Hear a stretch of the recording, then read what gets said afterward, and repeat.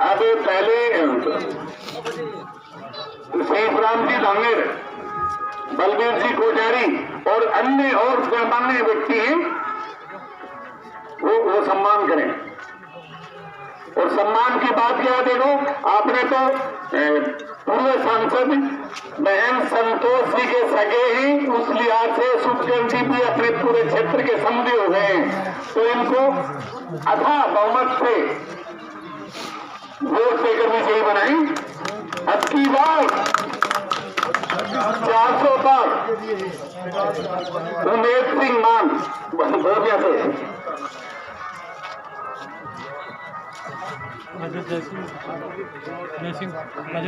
अशोक जी मान भोटिया से।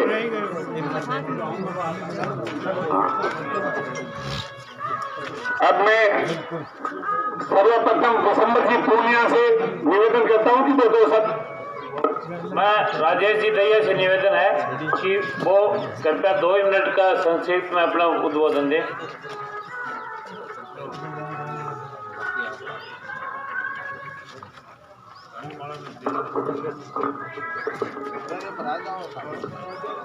भारत माता की सारा में राम राम। और पिता तुल्य जितने भी बुजुर्ग है सबके चरणा में धोख दूं। युवा साथी सबने जय श्री राम, जय जय श्री राम, जय श्री राम।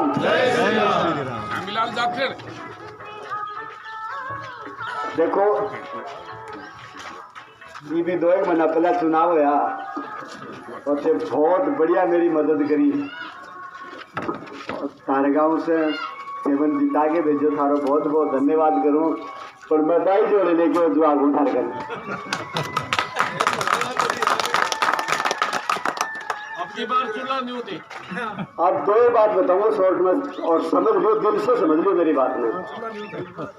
400 के 400 से ऊपर जाएंगे और 25 अपने राजस्थान की सारी बात पर जीतेगी, समझ मेरे ना। और अपनी लोकसभा 4 लाख वोटा से जीतेगी, 4 लाख से। उनका संकेत सामना अपना आप ही दे रहे हैं, बड़े खड़ा होकर हमारे बोले मतलब जोरा में टिकट दी है 85 को मिला बनने। तो थारे से निवेदन करूंगी भाई साहब तो जीतेगा पक्का, बड़े वोटा जीतेगा। और पिलानी से तो ज्यादा वोटा जिता दोगा ना, जब माली बात रह जाएगी थारे टांग ऊपर रह जाएगी। मैं उनके हाथ जोड़ के निवेदन करूंगा भाई जी, मैं 132 वोटा जिताए तो अपन रुपया ज्यादा दे देंगे। फिर आपने धर्म भी बने क्योंकि अपन नहर को पानी मिले। 4 पंचायत समिति सिंचाई को पानी है, सूरजगढ़, पिलानी, चिड़ावा और मलसीसर। कागज में 4-5 गन मोबाइल पर तो भेज दिया और भेज दूंगा, देख लियो चाहिए कौन सा महीने कितना पानी मिला वो सारी छाप के दे रहा कि भैया। तो तारा से निवेदन करूं मैं, आप लोग ज्यादा धर्म बने कि सारा का सारा वोट एक लाइन लगा के इनके घेर देना है। जो नाराज बने मना लेना है, कोई की गलती होगी और मेरा गलती होगी है तो बेकी सजा मोदी जी ने कौन देनी है, बेकी सजा मैंने दे दियो। और कोई कार्यकर्ता की गलती हो तो बेकी सजा मैंने दे दियो, अन्य कौन देनी है।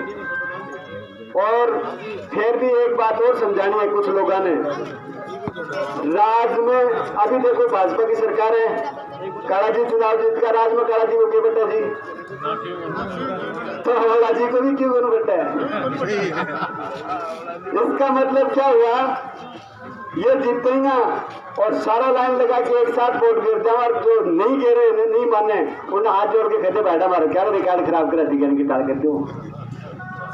या पानी की घूट पीने वाली मिलेगी, सिंचाई की भी। सिंचाई की बताइए 4 पंचायत समिति की 40 साल हो गए। मैं कागज दूंगा था नहीं पी और आगे तक लिखेड़ी भेज दिया कागज सारे गांव में। हाँ अब देखो सीधी बात है कि आप सबसे ज्यादा वोट देने को अपना धर्म है, नहीं देंगे ना तो वो मोदी जी बस ऊपर बैठे वो नाराज हो जाएगा। आज और के निवेदन ये करूँ कि जबरदस्त तरीके से जिताना, ये तो जीतेंगे अपने टांग ऊपर रखने, इतनी मैं निवेदन करूंगा।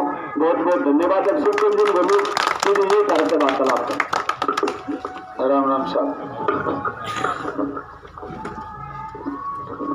आज की चुनावी सभा में हमारे साथ मंच पर विराजमान है विधानसभा का प्रत्याशी भाई राजेश भैया जी, आदरणीय विशंबर पूनिया जी, भाई दलिंद्रा जी, बिटिया वर्षा सोमरा जी, बहन सरोज शोराण जी, अनीता जी जांगीर, बहन अनीता जांगीर जी। ये सम्मानित मंच और उस मंच के समक्ष विराजमान आदर के योग्य मेरे बुजुर्गण, नौजवान दोस्तों, मैं पिछले 4-5 दिनों चुनाव प्रचार में लग रही हूँ। पहली बार कोई आज पूछी आप बात कर 40 साल होगा, अब पानी की बात करता हूँ तो 40 साल नहीं होगा था नहीं, 34 साल तो लगातार एक जगह वोट के दिया नहर का नाम पर, तो 6 साल मारो टाइम भी होगा। पर अब सिर्फ बात करने नहीं आए,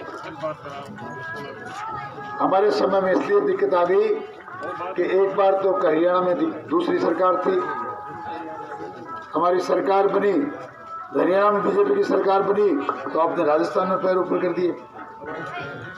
मौका होता है एक चीज का, 34 साल जिनको आपने वोट दिए हैं उनके दिल्ली में और राजस्थान में दोनों जगह सरकार थी। आपने क्या पता कहा कि नहीं कहा उनको, मैंने ये सुना है, मैं 34 साल से, तो मेरी उम्र 60 साल से ऊपर है, 34 साल तो मैंने सुना है, 30-32 साल से राजनीति भी कर रहा हूँ। हर बार इस बात के नाम पर वोट पड़ा, अब की बार वोट, अब की बार नहर, अब की बार वोट, अब की बार नहर, पर हुआ कुछ नहीं। हमारी सरकार का दुर्भाग्य है कि पहली बार जब हमारे यहाँ सरकार बनी, संतोष जी अब बने तो हरियाणा में सरकार नहीं बनी, नरेंद्र जी के समय हरियाणा में सरकार बनी तो आपने राजस्थान में पंजे ऊपर कर दिए।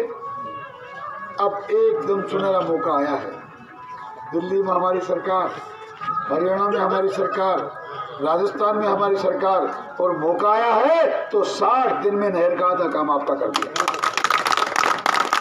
MOU हो गया, कैसी नहर होगी, कितना पानी मिलेगा, किस माध्यम से आएगी, सब कुछ खाका तैयार हो गया।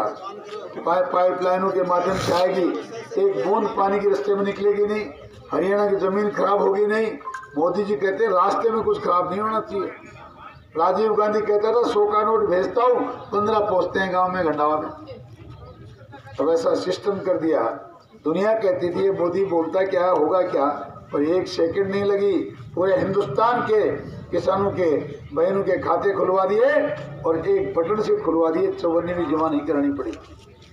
जिस प्रकार रुपये का रुपया दिल्ली से चल के आता है, वैसा ही ताजे वाला हेड से जितना पानी चलेगा, बूंद की बूंद यहाँ आपके राजस्थान में पहुंचेगा। ये हालात हमने पैदा किए हैं।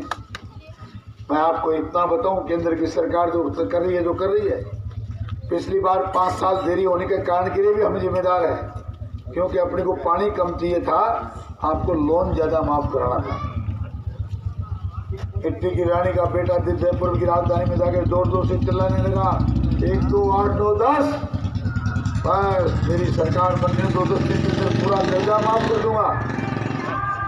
कमाल कर दिया आपने, ऐसे लोगों का भरोसा कर लिया जिन्होंने नौजवानों का भविष्य खराब कर दिया, पेपर लीक कर दिए, तो गुंडापन पनपा दिए, बहनों के साथ बलात्कार हो रहा था, माफिया पनप रहा था, महिलाओं के अस्मिता के साथ खिलवाड़ हो रहा था, और फिर भी आपने कुछ नहीं सोचा, मात्र एक लोन माफ करने के नाम पर ऐसी सरकार बना दी।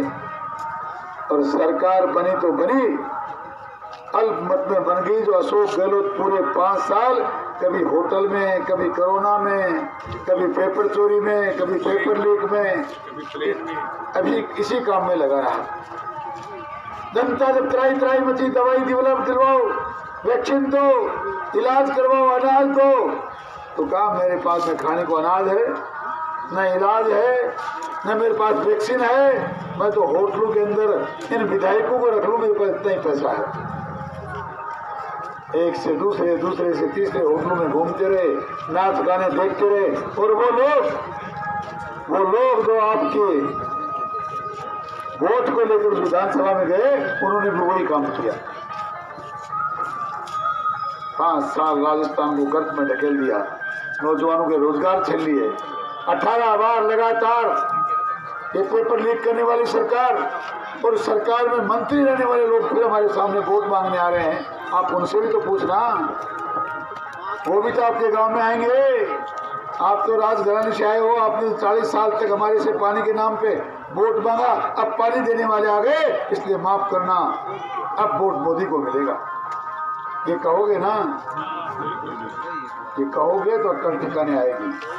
मैं नहीं कह सकता, क्योंकि मैं छोटा सा एक झोपड़ी में पैदा हुआ गरीब किसान का बेटा, कहा वो राजा का बेटा, चांदी की चम्मच मुंह में लेके पैदा हुआ है।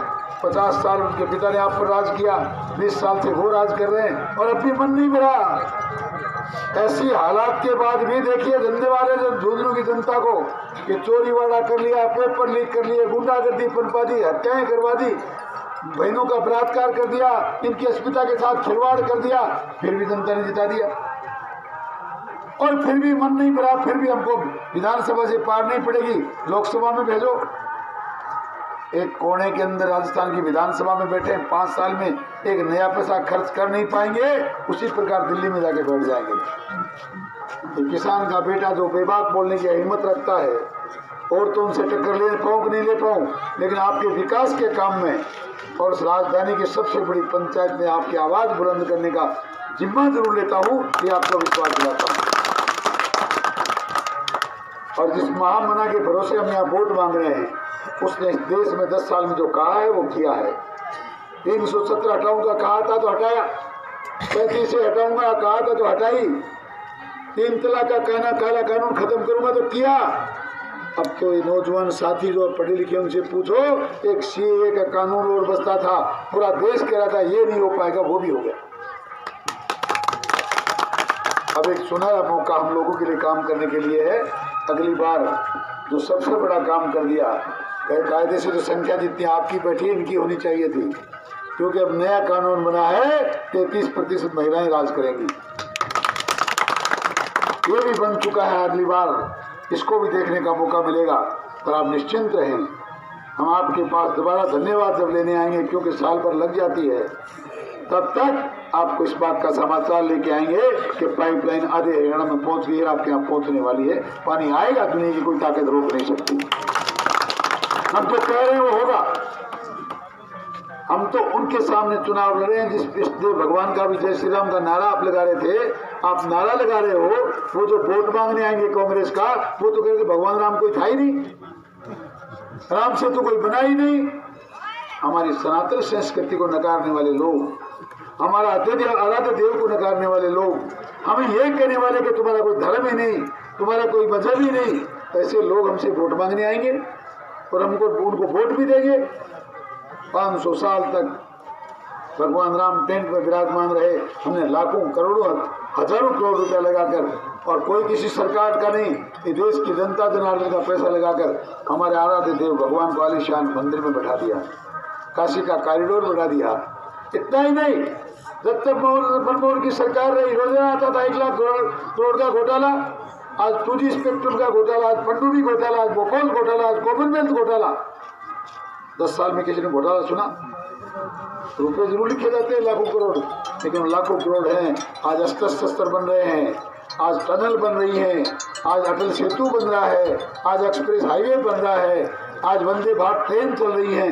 हिंदुस्तान के विकास को पंख लगाए हैं मोदी ने। इसलिए आने वाली 19 तारीख को देश के यशस्वी प्रधानमंत्री मोदी के नाम पर वोट डालना है, कमल के फूल का बटन दबाना है। इतना निवेदन करने आए हैं। आपका बहुत बहुत धन्यवाद। जय हिंद, राम राम।